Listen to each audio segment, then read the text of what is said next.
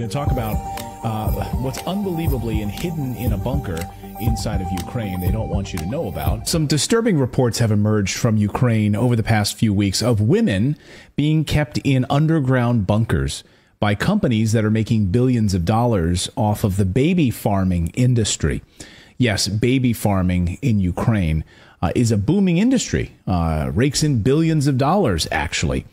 Here is the Swiss-based baby surrogacy company called Biotexcom with a promo video explaining how desperate Ukrainian women can come to their bunkers and have their uteruses turned into a baby-making machine. Watch. Gehen wir hinein. Hier haben wir Platz für Kinder. Die Neugeborenen können hier untergebracht werden. Wir haben spezielle Wiegen für sie vorbereitet. Es gibt auch Bettchen für etwas ältere Kinder.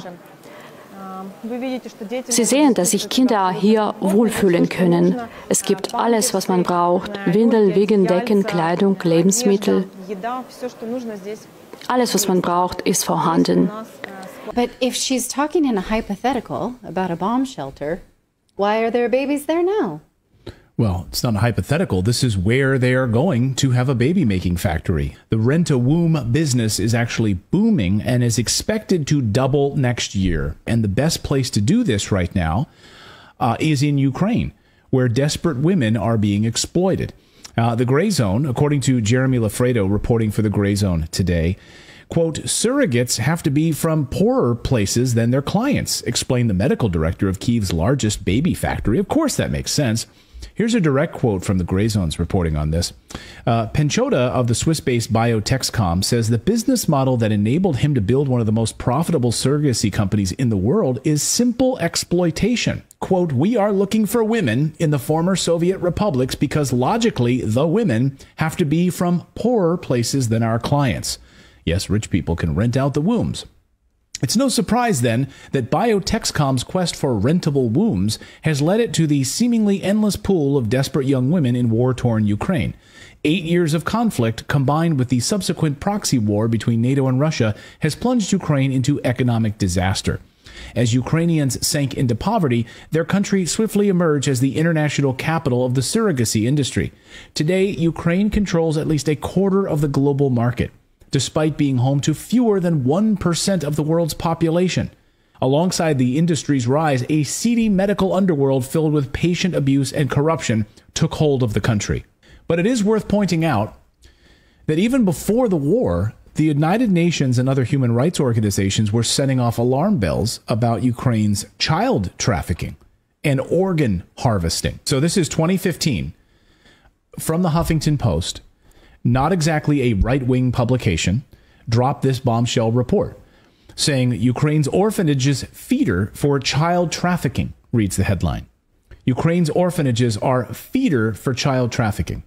The report highlights the findings of a 3-year-long investigation into Ukraine's orphanages and found that children are at risk of being trafficked for sex, labor, and the selling of their organs. Yes, organ harvesting. The report says, quote, some 82,000 children are said to have lived in these facilities, although no one seems to know for sure.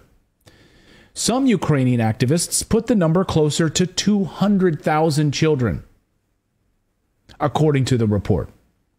Don't believe it? Well, you don't have to. It seems so unbelievable, right? It does. It seems so unbelievable. You don't have to believe it, though. You don't have to listen to their investigation. You can actually visit the U.S. State Department's website right now. Go to the State Department's website yourself, like I did. And you can read right from their own 2014 report. Here's the U.S. State Department report. This is the U.S. State Department's 2014 report on human trafficking. In 2014, the U.S. State Department's Trafficking in Persons report stated that children in orphanages and crisis centers continue to be particularly vulnerable in trafficking within Ukraine. It's a multi-billion-dollar industry. And the human trafficking element of this is upwards of $200 billion. So you think about the billions of dollars being made by taking these women, putting them in these bunkers, selling off their babies. This is what's happening before our eyes right now. And you discover these documents, you find these Red Cross documents that Russia says it was going to investigate in Mariupol. I don't know the outset or the outcome of that investigation yet, and if they've been able to confirm that.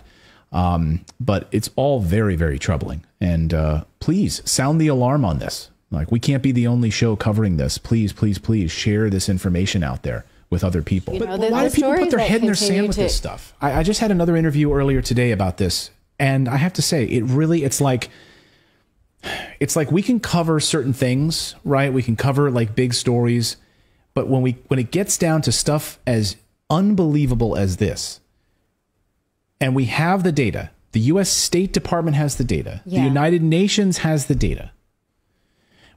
People put their head in the sand. They're like an ostrich syndrome with this kind of shit.